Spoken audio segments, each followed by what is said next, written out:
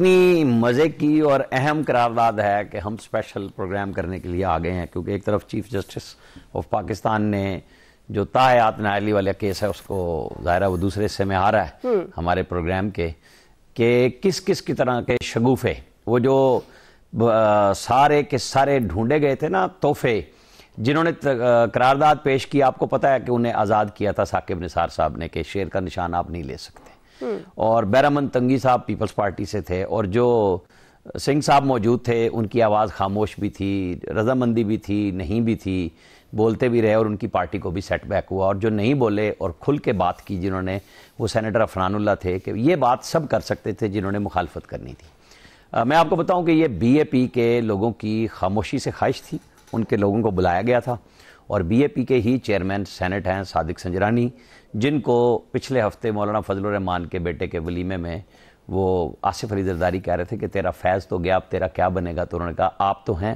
اور ظاہر ہے کہ بی اے پی آپ کو پتہ ہے نا اس وقت اپنائی تھی قدوس بزنجو صاحب جب چیف منسٹر بنے تھے ثناء اللہ ظاہری کی جگہ، تو زرداری صاحب نے کہا یہ ہمارے بچے ہیں، اور ان کا کھانا شانہ بھی کیا تھا کہ یہ میں لے کے آیا ہوں. تو یہ وقت کے ساتھ اس طرح پھر دھارا بہتا ہے کہ ساری چیزیں آتی ہیں سامنے، بار بار ٹکراتی ہیں کہ ہم اگر ایک تسلسل میں نہیں رہتے، ہمارے دعوے اپنے اپنے مفاد کے لیے، ہر سیاسی جماعت کی بات کر رہا ہوں، وہ بدلتے ہیں اور پھر منہ کی کھانی پڑتی ہے.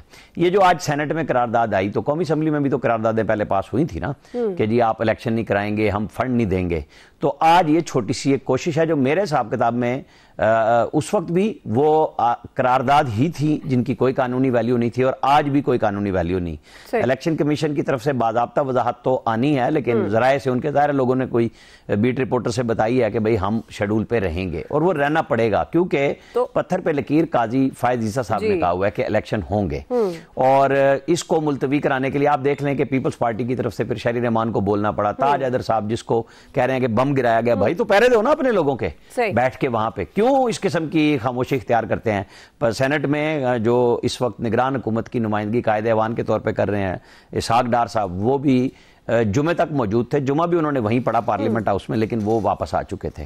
اور جیسے میں نے آپ کو بتایا کہ یہ بی اے پی کی طرف سے تھی. یہ اچھی بات ہے کہ لوگوں کی خواہش جو ہے وہ سامنے آ رہی ہے کہ پارلیمنٹ ہے نا، وہ غلط کرے یا صحیح کرے. انہوں نے سپریم کورٹ کا جب حکم واضح ہے انتخابات کو لے کر، تو اس ضمن میں یہ قرارداد کو کس طرح سے آپ دیکھ رہے ہیں؟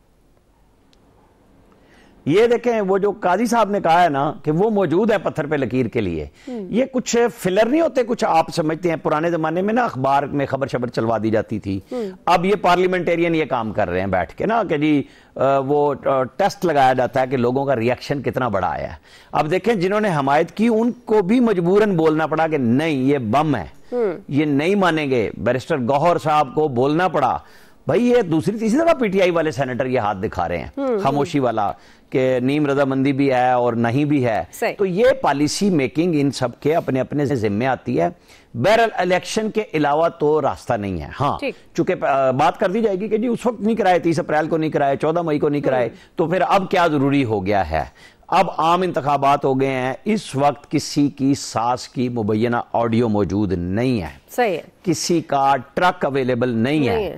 اس وقت قاضی فائز عیسیٰ صاحب موجود ہیں، اپنے بینچ کے ساتھ موجود ہیں، یعنی اپنی کورٹ کے ساتھ، اور ان کے ججز موجود ہیں. فیصلے پہ اوپر کوئی عمل درآمد کرنے کی کوشش کر لیں، پہلے ان کو فارغ کر دیں، اور جب ان کو فارغ کریں گے تو پھر نہ پارلیمنٹ رہے گی نہ کچھ رہے گا، پھر تو سسٹم کچھ اور ہو جائے گا نا. میرا نہیں خیال کہ اس خواہش پہ جو انہوں نے دم نکالا ہے یہ دم ہی نکلے گا، ان کا کچھ نہیں ہوگا. صحیح ہے. ایاز صاحب آپ بھی سمجھتے ہیں یہ خواہش ہے، اور کیوں انہوں نے اس خواہش کا اظہار کیا؟ آلدو انہوں نے بہت ساری وجوہات بتائیں اس قرارداد میں، لیکن آپ کو لگتا ہے کہ اس کی کیا قانونی حیثیت ہوگی؟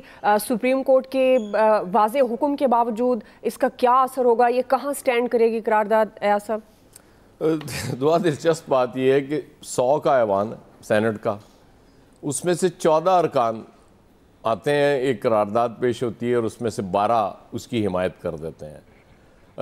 بہرحال یہ اسی پارلیمنٹ کا حصہ ہے جس کو ہم سپریم کہتے ہیں، اور قاضی صاحب بھی کہتے ہیں کہ پارلیمنٹ چونکہ سپریم ہے اس کا جو بھی کہا ہے وہ حرف آخر ہوتا ہے.